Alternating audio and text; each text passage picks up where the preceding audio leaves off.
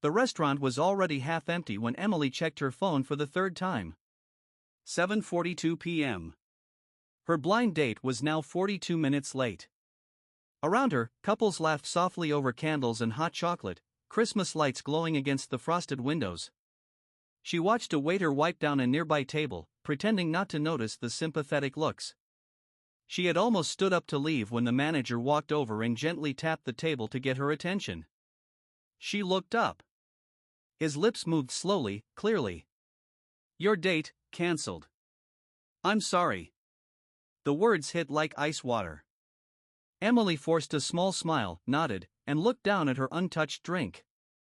If you've ever felt unwanted, forgotten, or like you weren't enough for someone, to stay with this story till the end, because sometimes the people who walk into your life unexpectedly become the reason you start believing in yourself again.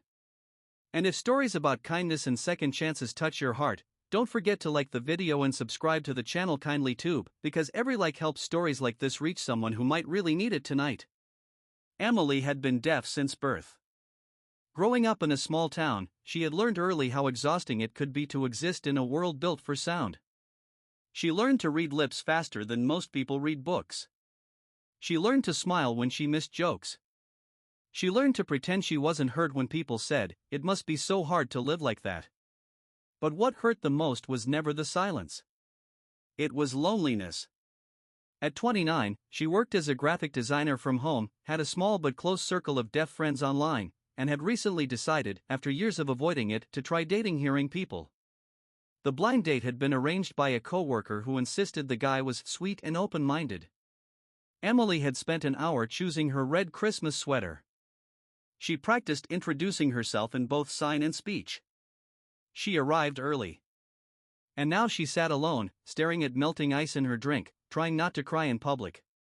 She pulled her phone closer and opened the Notes app, typing the words she couldn't say out loud. "Maybe I'm just too much effort." She didn't notice the twin girls at first. They couldn't have been older than 8. Matching green Christmas dresses. Matching messy ponytails. They stood a few steps away from her table, whispering to each other nervously. Finally, one of them stepped forward. Emily looked up, confused. Then the little girl raised her hands and signed slowly, carefully, "Can we join you?" Emily froze. For a second, the world felt like it tilted. She looked between the two girls, her heart racing. Her hands moved automatically. "You know sign language?" The second girl beamed and nodded enthusiastically. "Yes. Our mom is deaf too." Emily blinked hard. Tears instantly blurred her vision. She nodded, gesturing to the empty seats. The girls slid into the chairs like they'd just been invited to the best party ever. One pulled out a crumpled paper napkin and placed it on the table. On it was a messy drawing of a Christmas tree and 3 stick figures holding hands. "We saw you sitting alone," one signed. "And you looked sad." Emily swallowed. "Thank you for coming." They began chatting, asking her name, telling her theirs, Lily and Lila, and explaining that their dad was parking the car. Emily laughed silently when they argued mid-sign about who was the better speller. For the first time that night, she forgot she had been rejected.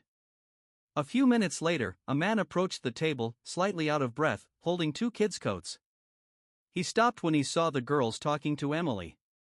His expression shifted from confusion to shock to something softer. He set the coats down and signed, slightly rusty but understandable, "I'm sorry if they bothered you." Emily shook her head quickly. "Not at all." He smiled, relief washing across his face. "I'm Mark. Their dad." The girls immediately started signing fast, explaining everything. Emily watched Mark's face as he tried to keep up, clearly out of practice. He laughed and rubbed the back of his neck. "My wife passed away 2 years ago," he signed slowly. "She was deaf.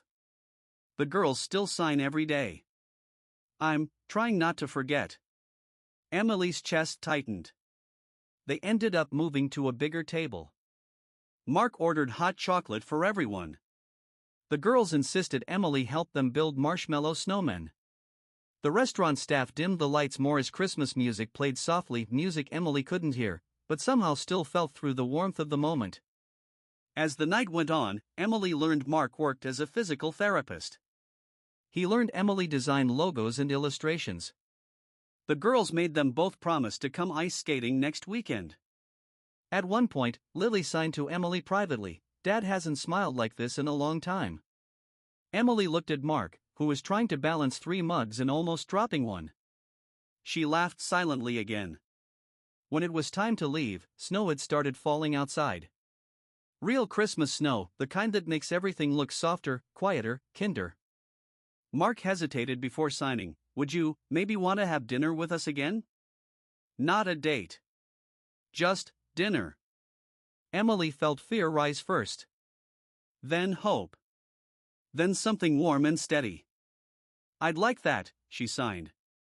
Weeks turned into months. Dinner turned into movie nights, with subtitles and blankets. Movie nights turned into school events, park walks, grocery shopping trips where the twins insisted on pushing the cart. Emily slowly became part of their small, healing family. But it wasn't always easy. Mark struggled with guilt about moving forward after his wife. Emily struggled with believing she deserved to be chosen, not just accepted. The twins struggled with fear that Emily might disappear like their mom did. There were arguments. Tears. Long late-night conversations written on notepads and signed under kitchen lights. The biggest challenge came when Emily was offered a job in another city, a dream job. Double the salary. Huge opportunity. She almost accepted without telling them. But the night before the deadline, she sat with Mark and the twins at their kitchen table and signed everything. The twins cried immediately. Mark stayed quiet a long time. Then he signed, "You deserve every dream you have. Even if it means losing you." That broke her. Because for the first time, someone loved her enough not to hold her back. The next morning, Emily turned down the job. Not because she was scared, but because she realized home isn't always a place. Sometimes it's people who make you feel heard, even in silence. 1 year later, on Christmas Eve, Emily sat in the same restaurant. Same table. Same lights. Mark stood in front of her, hands shaking slightly, signing. "The worst night of your life brought you into ours. You gave my daughters laughter again. You gave me courage again. Will you marry me?" The twins stood behind him holding a sign, "Please say yes." Emily was crying too hard to see clearly. But her hands moved perfectly. Yes. If you're watching this and you've ever felt rejected, unwanted, or invisible, remember this: sometimes rejection is just life redirecting you toward the people who will love you properly. Sometimes the worst night becomes the beginning of your best story. And if this story touched your heart even a little, like the video, subscribe to the channel kindly tube, and share it with someone who might need hope today, because kindness spreads further than we ever realize. Outside, snow kept falling. Inside, 4 people sat together, laughing in a language built from hands, hearts, and second chances.